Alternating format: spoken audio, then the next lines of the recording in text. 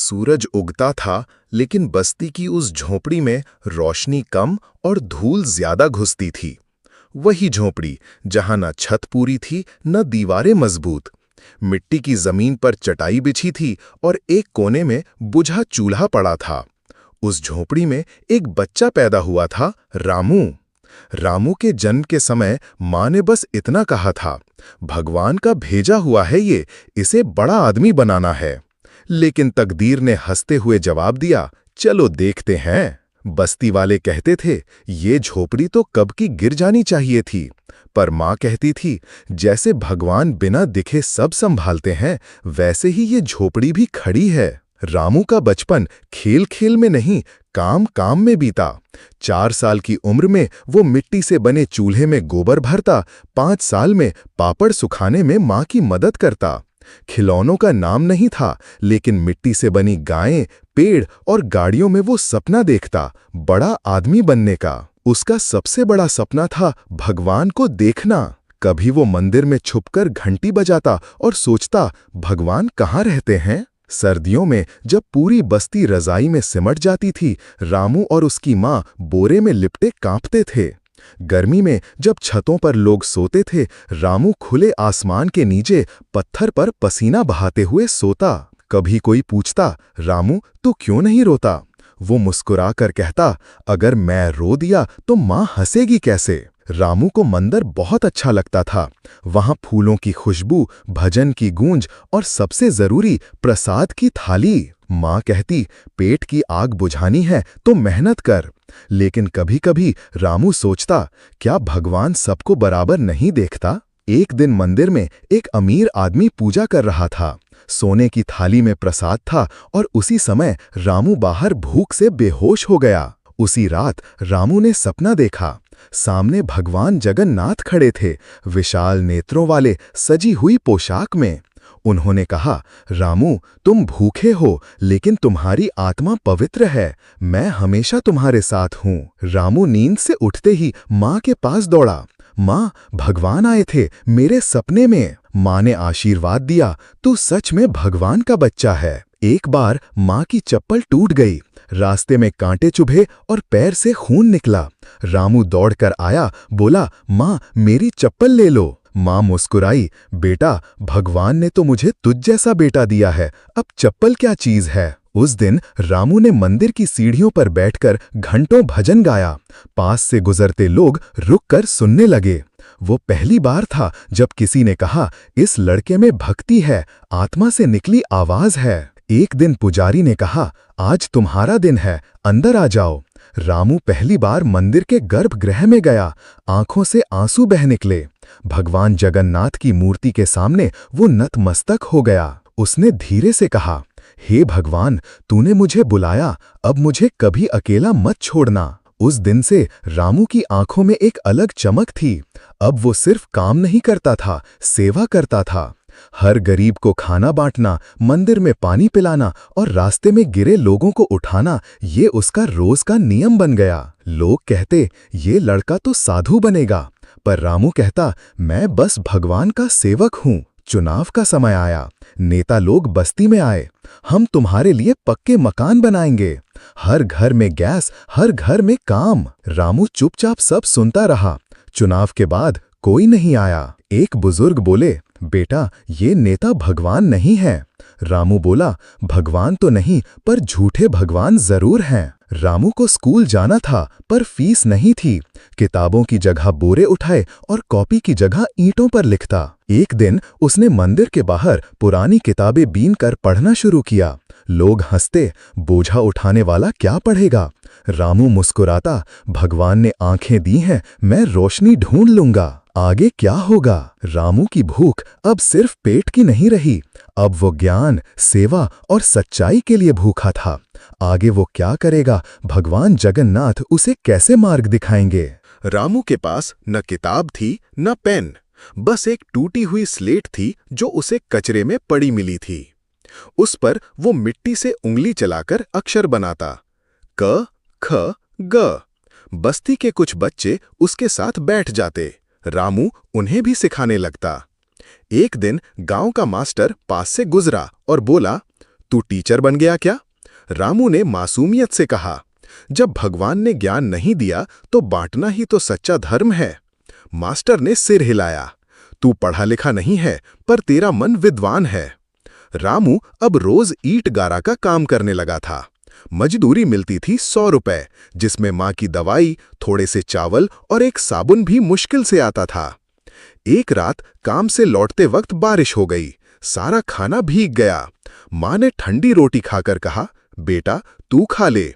रामू ने मुस्कुराकर कहा, मैंने तो रास्ते में भगवान का प्रसाद खा लिया माँ।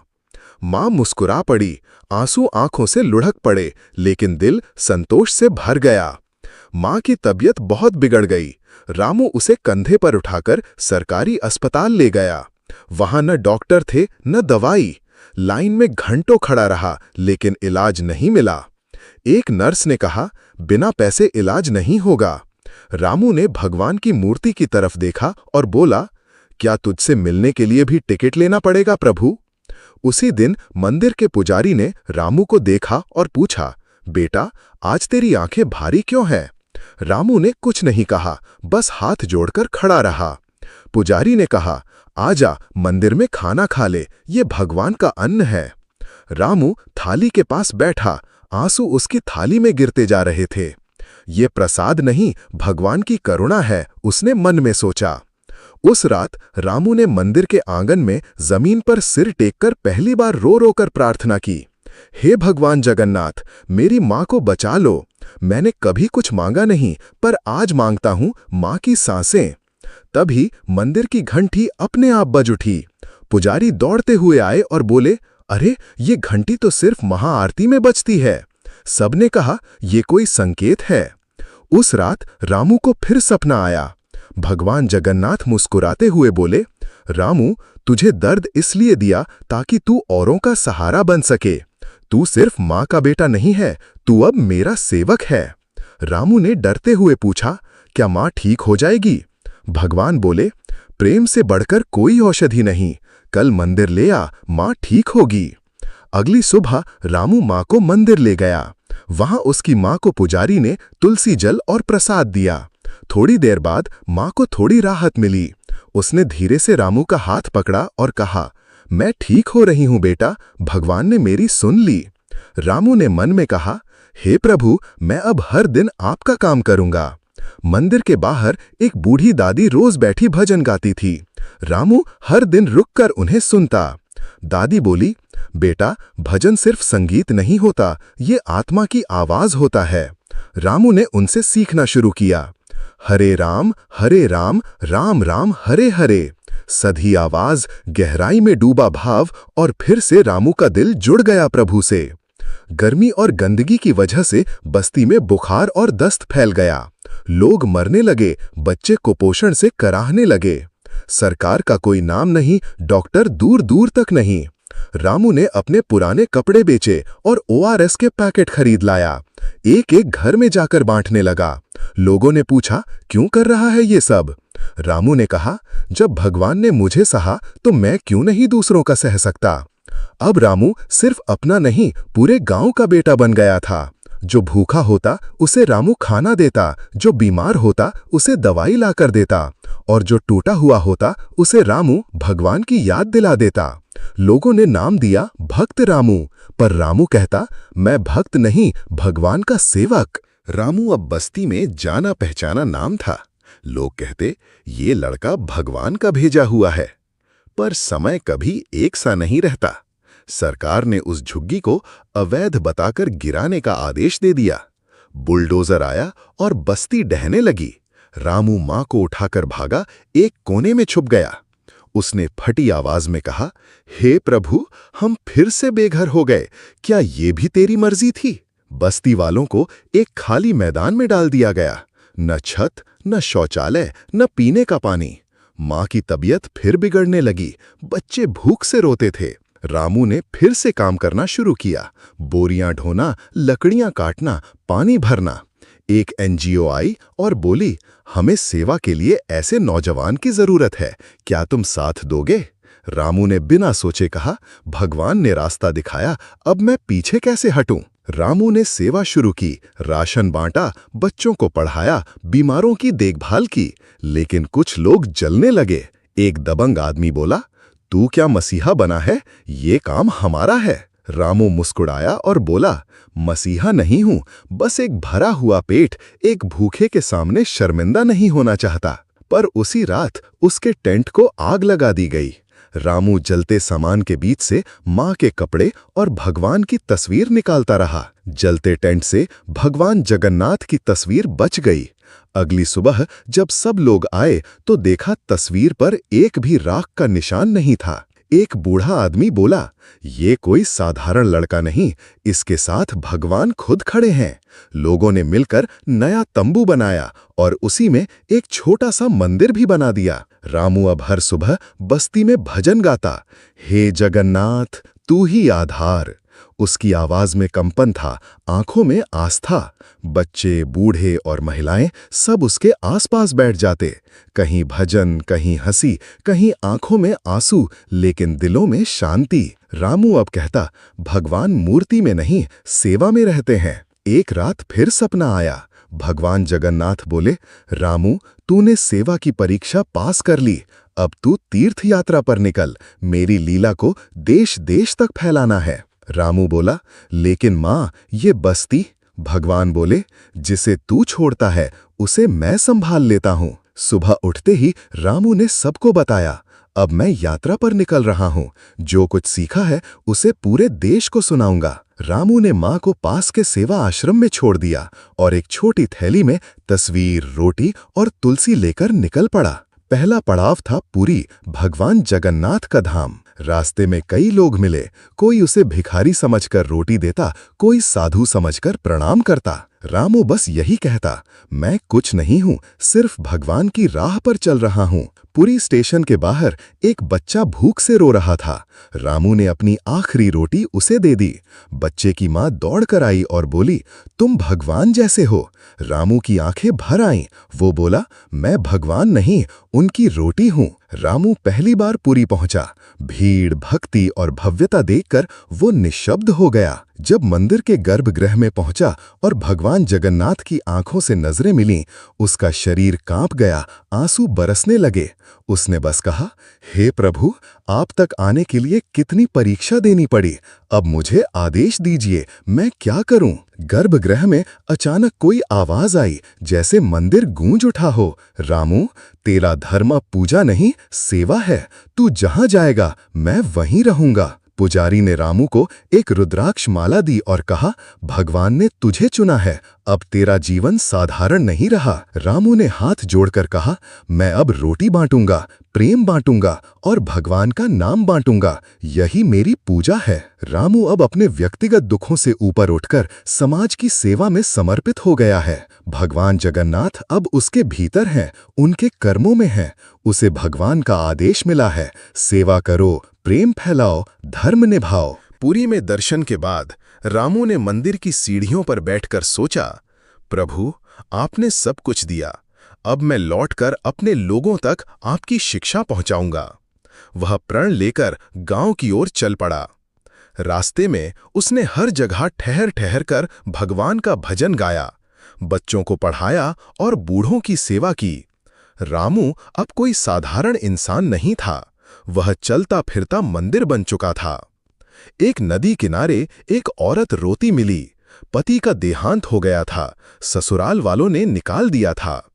रामू ने कहा, बहन, दुख बांटने से कम होता है, चलो मेरे साथ। वह उसे पास के आश्रम में ले गया, खुद जाकर लोगों से चावल मांगा, कपड़े लाया और उसकी झोपड़ी बनवाई। लोग पूछने लगे, तू कौन है? रामू ने मुस्कुराकर कहा, मैं भगवान का डाकिया हूं, जहां जरूरत वहां सेवा पहुंचाता हूं। रामू जब अपने गांव लौटा तब लोग उसे पहचान ही नहीं पाए। लंबे बाल, माथे पर चंदन और आंखों में करुणा। कुछ लोगों ने ताना मारा, अब तो ये साधु बन गया है। पर जब रामू ने गांव के कुएं की सफाई शुरू की, बच्चों को पढ़ाना शुरू किया और बीमार माँओं के लिए दवाई लाने लगा, तब सबको समझ में आ गया, ये साधु नहीं, समाज का रक्षक बन चुका है। रामू अब बस्ती में छोटा मंदिर बनवा रहा था, मंदिर जिसमें मूर्ति कम और सेवा ज्यादा हो। मंदिर के साथ एक सेवा रसोई, एक शिक्षा कोना और एक मुफ्त औषधालय। लोगों ने कहा, तू नेता बन सकता है रामू। रामू ने हंसकर कहा, नेता बनने से पहले इंसान बनना जरूरी है। रामू की माँ अब बहुत बूढ़ी हो चली थी। एक रात रामू ने उसका हाथ पकड़ा और पूछा, माँ, तुझे कुछ चाहिए? माँ ने मुस्कुराकर कहा, तेरा माथा चूमना है और एक बार भगवान जगन्नाथ का नाम लेकर मरना है। रामू ने माँ का सिर गोद में रखा और भजन गाने लगा, हरे कृष्ण हरे कृष्ण। कुछ ही देर में माँ की सांसें रुक गईं, शांत, संतुष्ट और प्रभु के नाम में समर्पित। माँ के जाने के बाद रामू बहुत शांत हो गया। वह अब रोज भोर में नदी किनारे बैठकर प्रार्थना करता, हे प्रभु, माँ को अपने चरणों में रखना, मैं अब औरों की माँओं का बेटा बनूंगा। लोग धीरे धीरे उसे बाबा रामू कहने लगे, लेकिन रामू हमेशा कहता, बाबा नहीं, बेटा ही ठीक है, क्योंकि बेटा कभी छोड़ता नहीं। रामू की लोकप्रियता देखकर गांव का सरपंच डरने लगा। उसने अफसरों को भेजा, देखो ये आदमी कानून को नहीं तोड़ रहा। एक दिन एक पुलिस अफसर ने रामू से पूछा, तू मंदिर बना रहा है, तुझे परमिशन है? रामू ने कहा, अगर भूख से मरते इंसानों को खाना देना गैर कानूनी है, तो फिर मेरे जैसे हजारों अपराधी पैदा होने चाहिए। वही अफसर अगली बार अपने बीमार बेटे को रामू के सेवा केंद्र में लाया। रामू ने खुद पानी पिलाया, दवा दी और भजन सुनाया। अगले दिन बेटा ठीक हो गया। अफसर ने हाथ जोड़ लिए और कहा, माफ करना, मैं अंधा था, आज समझ में आया तू सचमुच भगवान का काम कर रहा है।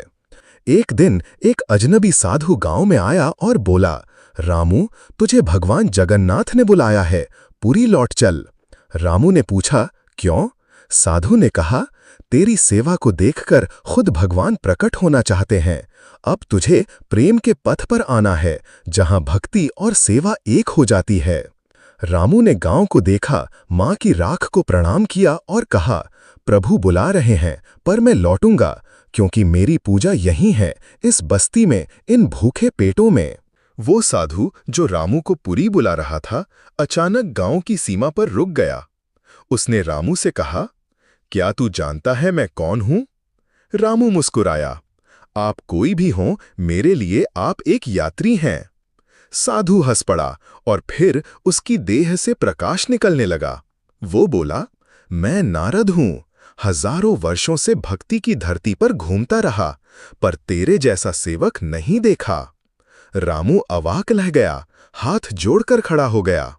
नारद बोले, तू अब पुरी चल, क्योंकि भगवान जगन्नाथ स्वयं तुझसे मिलना चाहते हैं। गांव वालों ने जब रामू के पुरी जाने की खबर सुनी तो सैकड़ों लोग इकट्ठा हो गए। रामू ने सबको गले लगाया और कहा, मैं कहीं नहीं जा रहा, जहां आप हैं वहीं मेरा घर है। पर आज भगवान बुला रहे हैं और ये सेवा का ही रास्ता है। पुरी इस बार पहले से अलग था। रामू को मंदिर के अंदर गर्भगृह में ले जाया गया, जहां सामान्यतः किसी को प्रवेश नहीं मिलता।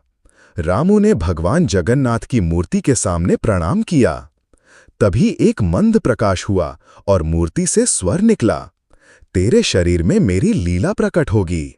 रामू ने कांपते हुए कहा, प्रभु, क्या मैं योग्य हूं? भगवान बोले, तू योग्य नहीं था, लेकिन सेवा ने तुझे योग्य बना दिया। रामू ने मंदिर में 3 दिन का मौन व्रत किया, ना कुछ खाया, ना कुछ बोला। तीसरे दिन वो मंदिर के सामने बैठा। एक सुबह जब सूरज निकला, रामू मंदिर की सीढ़ियों पर बैठा था, आंखें बंद, हाथ में तुलसी और मन में भजन। धीरे धीरे उसकी सांसें मंद होने लगीं। लोगों ने देखा, रामू के चेहरे पर एक मुस्कान थी। लोग चिल्लाए, हरि बोल, हरि बोल, रामू भगवान के पास चले गए। पुरी के मंदिर में घोषणा हुई, रामू अब हमारे बीच नहीं है, पर उनकी आत्मा सदा यहीं रहेगी।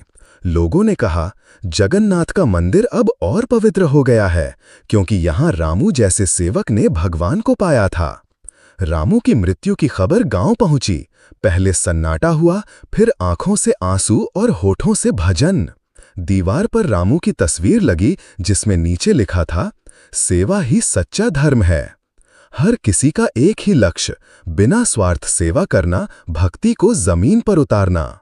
पुजारी आखिरी आरती में कहते हैं, हे भक्तों, रामू कोई चमत्कारी पुरुष नहीं था, बल्कि वो हम सबकी आत्मा का वो हिस्सा था जो हम भूल गए हैं, सेवा, करुणा और प्रेम।